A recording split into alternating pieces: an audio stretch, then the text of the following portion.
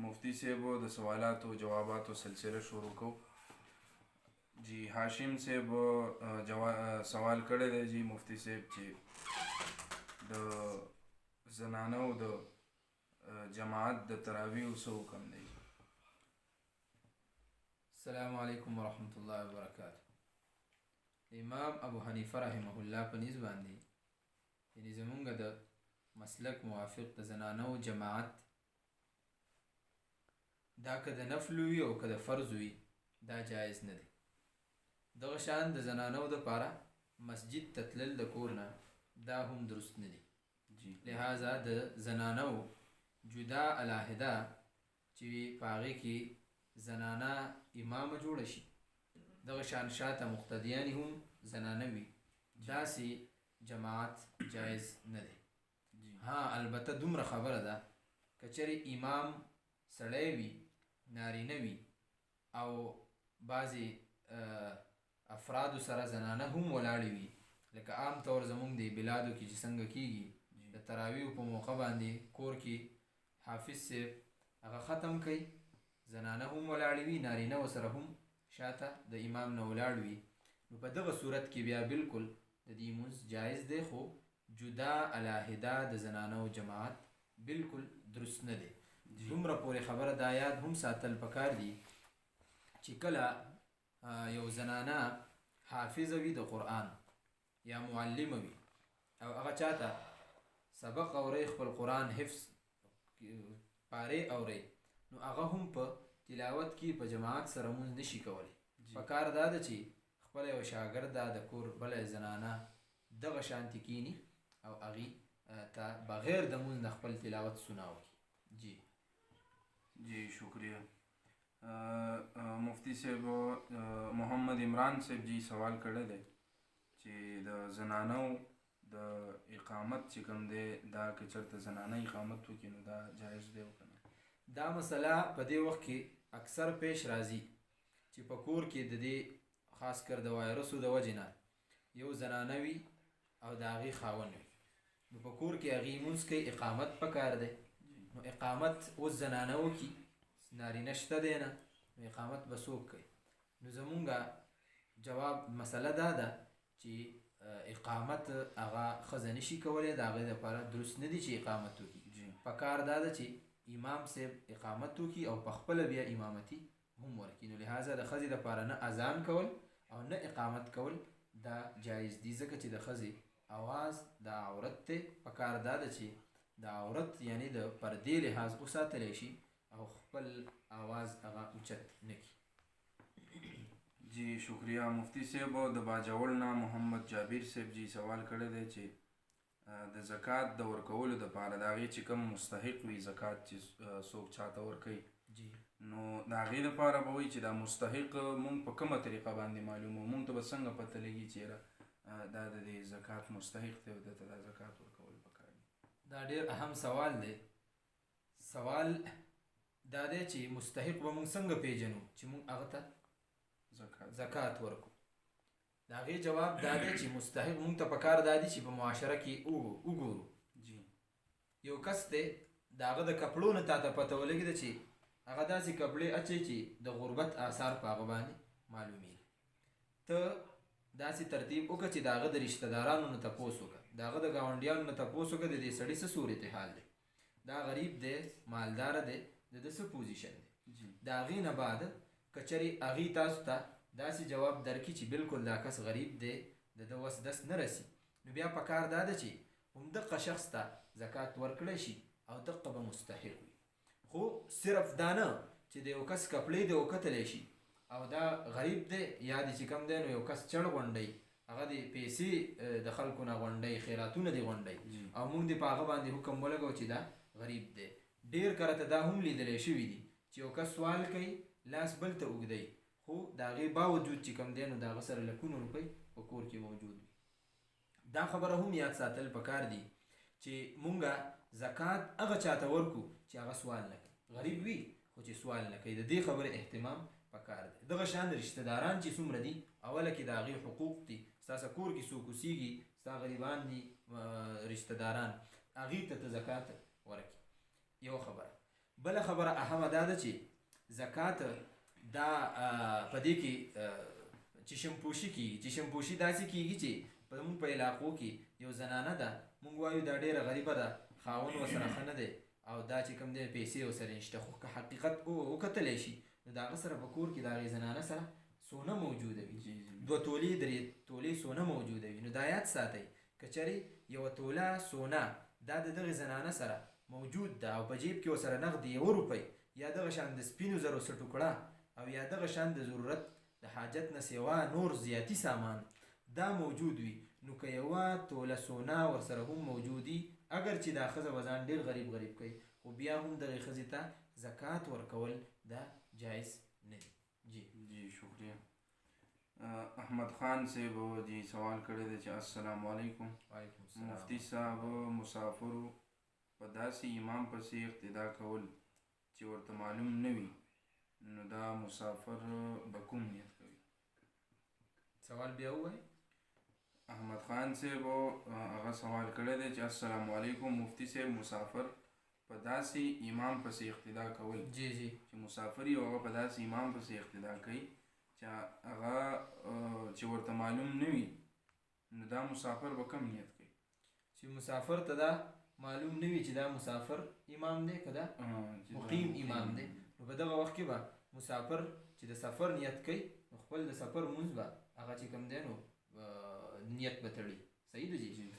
البته دومره خبره ده چې که چېرې د نیت تړلی وي په مسافر په امام پسې او د 2 رکعاتو نیت یې تړلی وي، خو بیا به داسې نه کوي چې د 2 رکعاتو نیت باندې دی سلام چې کوم دی نو وګرځوي، نه، په ده باندې اوس اقتدا لازمه ده، واجب دی په ده باندې چې امام څومره رکعاتونه کوي دقه مسافر دوست دی هم د هغې سره هغه پوره مونځ ادا کړي. یو مسله. دویمه مسله د دې تحت دا ده چې یو سړی هغه مسافر د امام جوړ شو او مقیم راغی هغه پسې شاته ودرېده، نو بیا به مسافر سلام وګرځوي او دا مقیم چې کوم دی نو دا به ورسره سلام نه ګرځوي، ځکه چې د ده باندې خو د سفر مونځ نشته دی، دی به دا خپل 2 رکعاته دا دوباره چې کوم دی نو د امام د سلام نه بعد راوګرځوي، سیده به پاسي او 2 رکعاته به هغه وکړي، نو 4 رکعاته به برابر شي. جی مفتی صاحب د خیبر ایجنسۍ نه زمونږ ملګري اسد خان صاحب جی هغه دا سوال کړی دی چې یو کس داسې چې هغه په مقبره کې قبر چې کوم دی هغه مضبوط جوړی، سیمټي قبر جوړی یا په هغه قبر باندې نومونه لیکي، نو د دې څه حکم دی؟ دا کولی شي او دا پکار دي که نه؟ دې کې 2 قسمه خبرې دي. یوه خبره دا ده چې که چېرې قبر داسې قسم له جوړ شوی شي چې د هغې څه ضرورت نه وي، ضرورت مطلب دا دی چې هلته کې د ورانېدو دغه شان د سره کنستو خطره نه وي او د دغه شان فضول خرچي وکړي، غیر چاپیره د هغې ماربل ولګولی شي، هغه سټپ بای سټپ اوچت د منبر په شانتې جوړ کړی شي، نو علما کرامو دا منع فرمایلې ده، د دې نه دا جایز نه دي. البته دومره خبره ده که چېرې یو قبر د هغې د ورانېدلو خطره وي، د هغې د نام و نشان د میټاوېدلو خطره وي او د دې غیر چاپې ته خښتې ولګولی شي، خښتې او دا رابند کړی شي او سر یې کولاوي دغسې د خاورې، نو بلکل د دې اجازت شته دی. دومره خبره ده چې په هغې خښتو کې به هم دا ګلکارۍ نه کوي چې د هغې نه د قبر تزیین ښکاره شي، د قبر تزیین به نه ښکاره کوي، بلکې صرف د هغې د حفاظت دپاره به هغه خښتې یا د ماربلو ټوکړې لګولی شي، خو چې سر یې ښکاره وي. او د کتبو خبره ده د نومونو لیکلو، نو که چېرې دقه عذر په دې کې هم وي چې قبر ورانېږي د هغې پته نه لګي چې دا د چا قبر دی یا صدۍ پې تېرېږي او بیا د هغې معلومات نه کېږي، نو بلکل په هغې باندې د نومونو لیکلو هم گنجائش شته دی. جی شکریہ. محمد اکرام صاحب جی د پېښور نه سوال کړی دی جی، هغه وایي چې زمونږ نیکه دی جی او هغه داسې دی چې هغه ډېر زیات بوډا دی، بوډاپه پې ډېره زیاته ده او د هغې د وجې هغه مونځ کوي، خو هغه ته دا خبره په سمجھ کې نه راځي چې یاره ما څومره رکعتونه وکړه، 2 رکعته مې وکړه، د 4 په ځای که 5 مې وکړه، 6 مې وکړه وغیره وغیره. نو د دې دپاره د کس چې کوم دی زمونږ دا نیکه چې کوم دی دې دپاره څه کول پکار دي چې دا څه وکړي؟ جی علما کرامو یو مسله لیکلې ده د دې مسلې په ضمن کې چې کم یو کس په هغه باندې داسې قسمه حالت راشي د بوډاپې د وجې نه چې هغه ته اندازه نه کېږي چې ما 2 رکعاته وکړه، مثلا د مازدیګر لمونځ کوي د ده دا پته نه لګي چې ما 4 وکړه که ما 15 رکعاتونه وکړه. نو د ده دپاره او بیا خو په کار دا دی چې دغه سړی که چېرې ده ته شک وي دا دې لمونځ مات کړي او دی چې کوم دی نو دوباره دغه لمونځ په صحیح طریقې سره وکړي. خو که بیا دغه لمونځ چېرته کوي او ده ته بیا پته نه لګي، بیا پکې دغه شک پیدا کېږي، نو د دې دپاره خبره دا ده چې دی د اوله کې په غالب ګمان باندې چې کم طرف ته د زړه مطمئن چې یاره ما دومره رکعتونه وکړه په هغې باندې دی د یقین ولري چې بس دومره مونځ رکعتونه ما وکړه. خو که چېرې ده ته دا پته نه لګي چې غالب ګمان زما څه دی، بلکل دواړه طرفونو ته شک دی په 2 رکعتونو کې چې د 4 په ځای ما وکړه، که 3 رکعتونه مې وکړه، که 6 مې وکړه، که 15 مې وکړه، بلکل هر طرف ته یو شانتي سوچ دی. نو بیا دله په کار دا ده چې کم څومره د ده په زړه کې راځي، کم رکعتونه، مثلا 4 رکعتي مونځ دی د ماسپښین یا د مازدیګر، او دی وایي چې ما څومره وکړه، په 3 کې شک دی او دغه شان په 4 کې شک دی. نو ده ته په کار دا دی چې دی زړه کې دا ووایي چې ما دا کم رکعتونه کړي دي، 3 رکعتونه، نو 1 رکعت دی د هغې سره بل ورسره کړي او خپل لمونځ دی په دغه شان سره دی پوره کړي. نو مطلب د مسلې دا شو چې کله ده ته غالب ګمان زړی کم طرف باندې زر چې کم دی نو مطمئن کېږي په کومو رکعتونو په هغې باندې د یقین ولري. که چېرې زړی نه مطمئن کېږي نو بیا چې کم رکعتونه دي نو هغه کم رکعتونه دي دی وشماري او چې څومره پسې پاتې نور رکعتونه هغه دی ورسره وکړي او خپل لمونځ دی پوره کړي. جی شکریہ. محمد منیر صاحب جی السلام علیکم. وعلیکم السلام. یہ بتائیے کہ مسجد میں ایک جماعت ہو گئی ہو، کیا دوسری جماعت کرنا چاہیے؟ جی دې باندې خو مونږه مسله مخکې واضحه طور باندې ذکر کړې هم ده چې د جماعت ثانیه د دویم جماعت حکم چې کله هغه داسې مسجد وي چې هغه د لارې مسجد نه وي، دغه شان د هغې دپاره مؤذن او امام هم باقاعده طور باندې مقرر وي د کلي په مینځ کې، نو په هغې کې دویمه جمع درسته نه ده. د هغې وجه دا ده چې د هغې د وجې نه بیا په خلکو کې سستي پیدا کېږي. هر یو سړی به وایي چې زه دویمه جمع کېږي زه به جومات ته لاړ شم، بل به وایي دریمه جمع کېږي زه به جومات، نو دې سره سستي پیدا کېږي. یو خبره. دویمه خبره ده که چېرې د لارې جوماتي امام او مؤذن هم د هغې دپاره مقرر نه وي او خلک تیریږي را تیریږي ګاډي ورته ودرېږي، نو بلکل بلا شک په هغې کې دویمه جمع کول دا جایز دي او په هغې کې ګنجایش شته دی چې دویمه جمع وکړلی شي.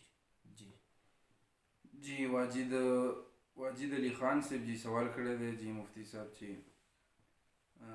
سلام، سوال دا دی چې څوک ګیره خرولی نو په هغې پسې مونځ کېږي او که نه؟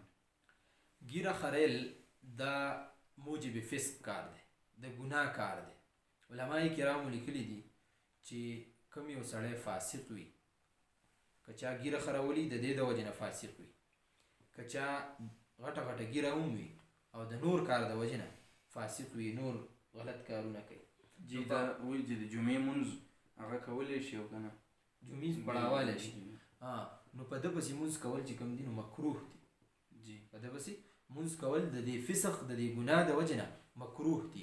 البته که چېرې چا پسې مونځ کړی په ګیره خریلي پسې او بل څوک نه موجود په هغه ځای کې، نو بیا بلکل چې کوم دی نو د دې مونځ شوی دی. خو په کار تاسو له اوله کې دا دي چې داسې شخص وګورئ چې تاسو کې نیک وي، په هغې چې افرادو کې د هغې خپلې ګیره په شریعت باندې برابر وي، نو هغه کس ته ترجیح ورکول پکار دي.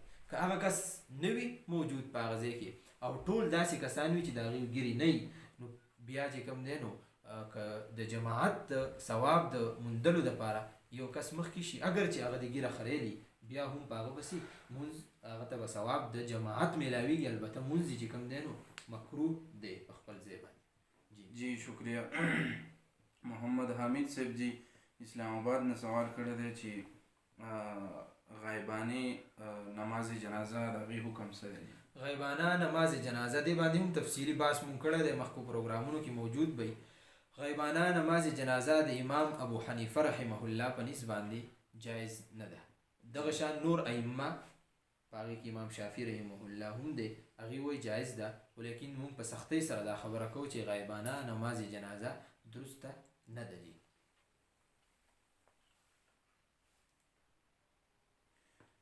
جی ابرار علی صاحب جی مفتی صاحب غسل जनाबत से पहले वज़ू ज़रूरी है या नहीं? अगर ज़रूरी है तो जो शख्स अनजाने में उससे पहले वज़ू नहीं करता रहा तो सवाल باندې زه پوه ये क्या شوم. سوال دا دی چې د اودس د غسل نه مخکې اودس ضروري دی او که نه دی. مونږ وایو چې کوم یو کس غسل کوي نو په هغې کې خود به خود د وضو یعنی اودس کول هم شامل دي.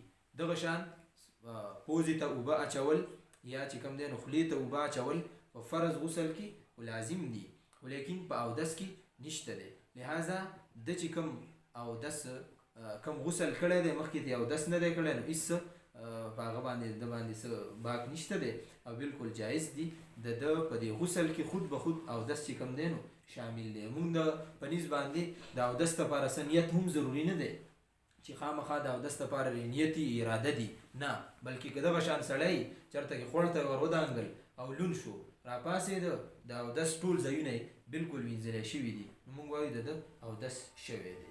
نو لہذا د غسل نه مخکې اودس کول دا فرض لازمي نه دي. ها البته سنت ضرور دي چې د دې اهتمام وکړي. شکریہ جی. محمد احمد صاحب جی سوال کړی دی چې نبی کریم صلی الله علیه وسلم نه قمیص او شلوار چې دی دا اغوستل دا ثابت دی او که نه؟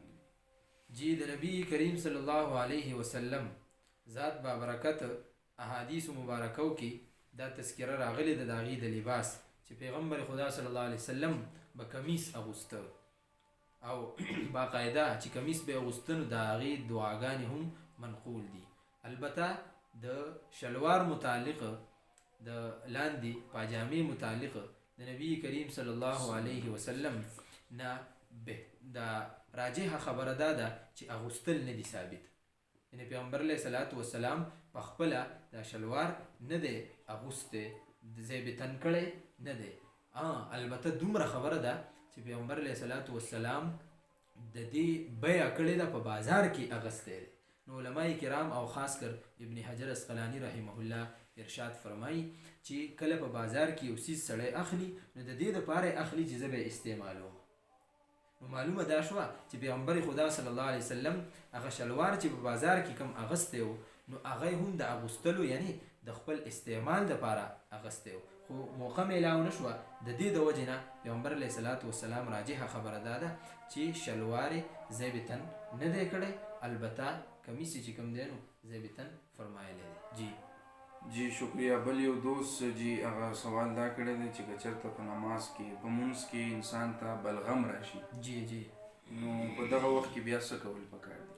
که چېرې مونځ کې انسان ته بلغم راشي نو کوشش دې دی دا وکړي چې دغه بلغم دی تیر کړي واپس.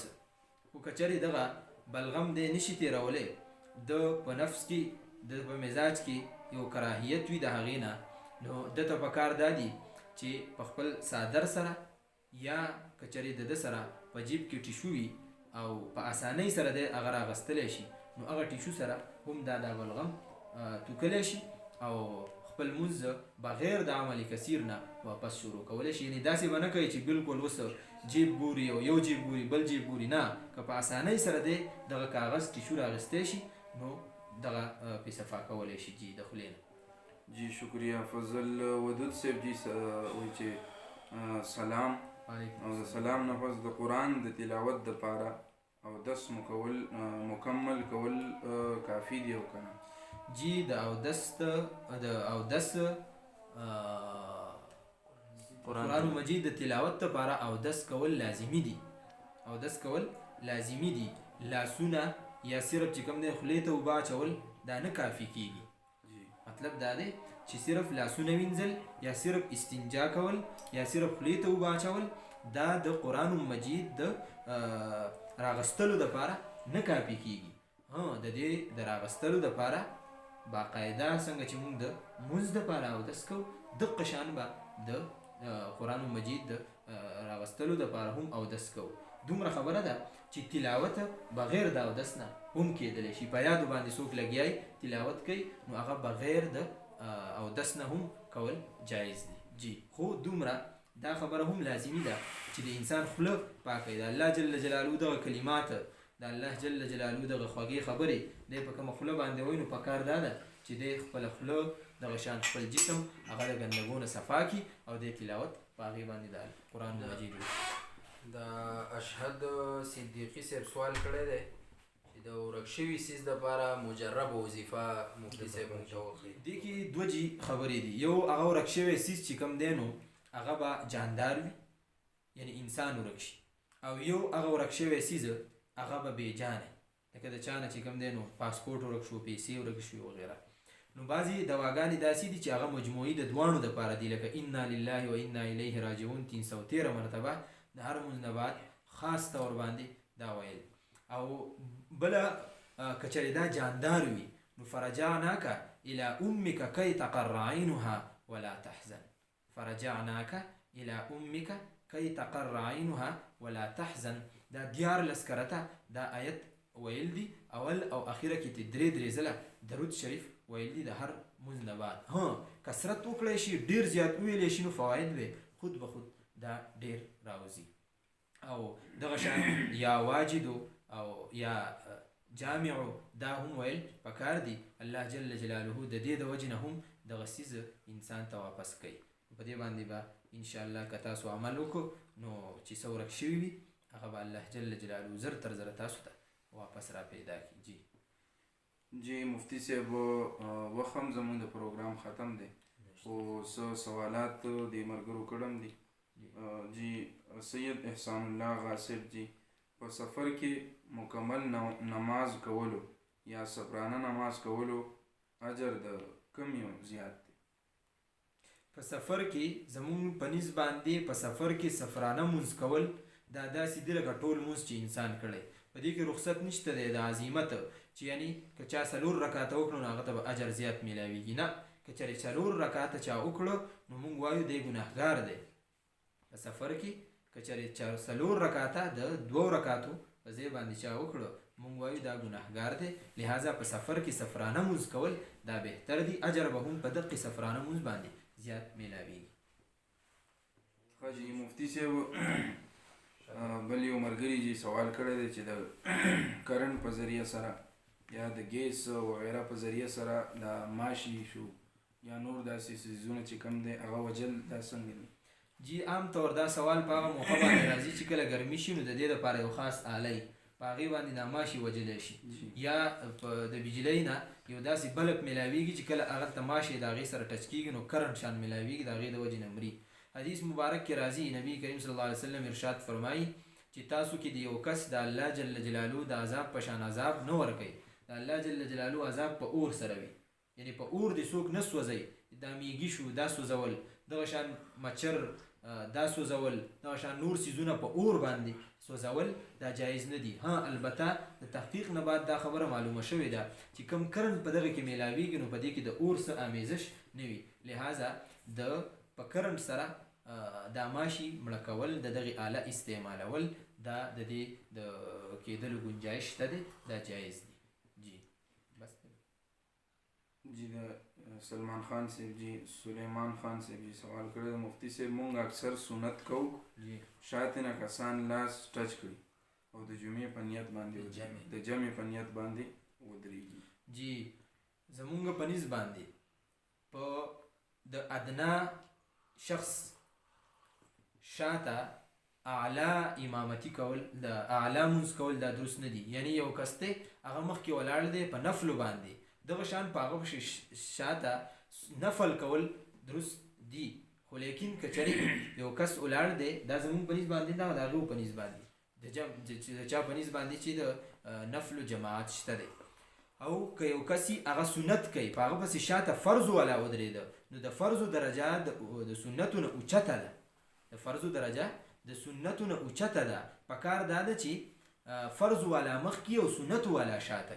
نو د دې د وجې نه د چې سنت والا امام جوړ شي او شاته پسې فرض مونځ څوک کوي د دغه مونځ نه کیږي. ها البته دا کیږي چې مخکې فرض والا ولاړي او شاته پسې څوک د نفلو نیت وتړي نو په دغه صورت کې دغه صورت جایز دی. جی